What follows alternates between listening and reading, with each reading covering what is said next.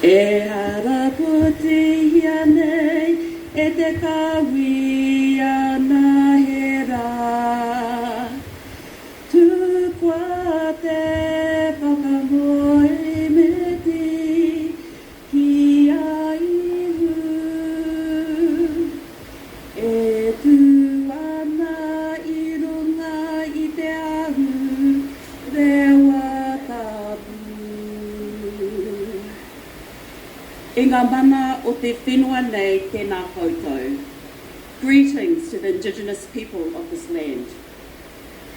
I ngā reo maha o te tāpiri nei tēnā koutou. Greeting to the many voices gathered here. E te ati pihoka Marinese, Rauranga Tirama tēnā koutou katoa, Archbishop Marinese, esteemed leaders and guests, greetings to you all. Mōrena koutou. Good morning, everyone. It's a privilege to be here, and I'm going to sit with my sisters this morning. Naya te mihi kia kōrua. Thank you, Archbishop Marinese, for your invitation, and to your family, to Christina, to Bishop Humberto, and to everyone who has embraced us since our arrival. Your hospitality has been exceptional. I come to Belém with my extended family from Aotearoa, New Zealand. I'm a Māori priest serving in Te Waiponamu, the South Island, within the Anglican Church of Aotearoa, New Zealand and Polynesia. In our culture, we begin with our pepeha, a way of introducing ourselves through land, through water, and through people. It shows where we come from and what shapes us. Ko auraki te mauka ariki. Auraki is my mountain. Ko tūtoko te mauka tīpuna. Tūtoko is my ancestral mountain. Ko makawhio te awa. Makawhio is my river. Ko ngaitahu te iwi. Ngaitahu is my tribe. Ko Susan Wallace aho. My name is Susan Wallace.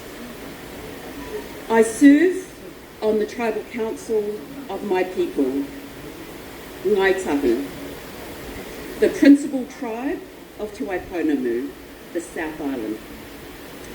Our ties to the land, to rivers and mountains are deep. After generations of advocacy, we reached a major settlement in 1998, and today we lead in environmental protection, cultural revitalisation and Indigenous rights. I remember standing with my family at Tikapu, our ancestral village, beside our river, Makawhio. The sun was bright and the water was calm, but the stories it carried were powerful. My father spoke of our ancestors, naming the hills and the landscape, describing how the river fed and guided us, and how it gifted us treasures, like the Aotea stone that I'm wearing today. He said, "This river remembers us, even when others forget." That moment reminded me our connection to the land is alive. It is intergenerational, it is emotional, and it is worth protecting. There's a Māori proverb, ka ora te whenua, ka ora te tangata. If the land is well, the people are well. The land isn't just a resource, it's part of us. It nourishes us physically, spiritually, and culturally. It connects us to our ancestors, our stories, and our responsibilities. Our landscapes are sacred. They are family. Across the Pacific, Oceania, and Latin America, Indigenous peoples face similar threats: land loss, environmental harm, and exclusion. Yet we also share a legacy of resistance, care of the earth, and standing firm in the face of challenge. In the South Island, mining, logging, dams, highways, and industrial farming expand, often on what was ancestral land. Without our voices, without our input, these projects harm more than the environment. They damage sacred sites, disrupt traditional food gathering practices, and sever our bond with place. Without access to land, we lose cultural practices and mātauranga Māori, our traditional knowledge, our way of being. Climate change worsens this. Rising seas and erosion threaten our homes and our villages. Shifting weather affects food and medicine.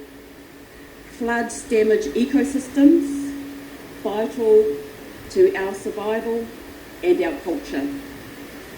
Even glaciers like Kāroemata or Hinewakatere are melting, impacting tourism and our spiritual connection.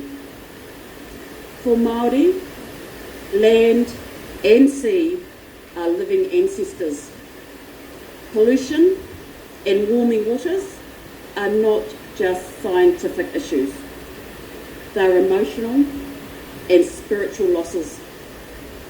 Many projects promise jobs and growth, but benefits rarely reach Indigenous communities. Decisions are made by government, corporations, and officials, but not by those most affected. Climate funding and tech often bypass us or come with strings that limit our autonomy. Pollution leads to unsafe water and poor health. Climate impacts deepen inequity. There's also an emotional toll that's felt and then carried across generations. As species vanish or migrate, knowledge tied to them fades, weakening resilience and disrupting the passing of wisdom. But we are not just victims. We are leaders. Our rangatahi, our youth, are stepping up as kaitiaki, as guardians of the land.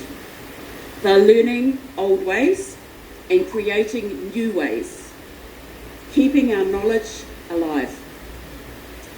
Across Aotearoa New Zealand, Māori communities are restoring ecosystems, protecting species and reviving tradition, including our traditional food systems. These practices align with agroecology, farming with nature. For us, this is not new. It's ancestral. Indigenous knowledge is now seen as key to climate solutions. One example from home is the legal recognition of rivers and mountains as living entities with rights, rooted in Māori values that see nature as kin. My tribe recently took the government to court over freshwater rights, challenging its failure to protect water within our tribal boundaries. This isn't about ownership, it's about partnership, shared decision making, and the right to care for water as a taonga, a treasure. It sustains our communities, our mahinga kai, our traditional food gathering practices, and our spiritual well-being. While we await the outcome, this case is a turning point. A second group action is also underway. Both challenge the government to honour Indigenous authority and Mātauranga Māori as valid frameworks for environmental restoration and to uphold the promise of our founding treaty. But real change must go beyond just compensation. It must include legal recognition of Indigenous authority, co-governance that embeds Indigenous law and values, investment in Indigenous-led climate adaptation, restoration of ecosystems harmed by colonial and industrial practices. It can feel a little bit like it's out of reach, but we are not alone. We are part of a global Indigenous movement, rising, resisting, restoring. I'll end with another Māori proverb. Te toto o te tangata he kai, te oranga o te tangata he whenua. The lifeblood of a person is food. The well-being of a person is the land. To protect the land is to protect ourselves. To honour Indigenous knowledge is to honour the future. To listen to Indigenous voice is to build a just and sustainable world. Let us walk together as guardians of the land, protectors of water, and voices for those before us and those yet to come.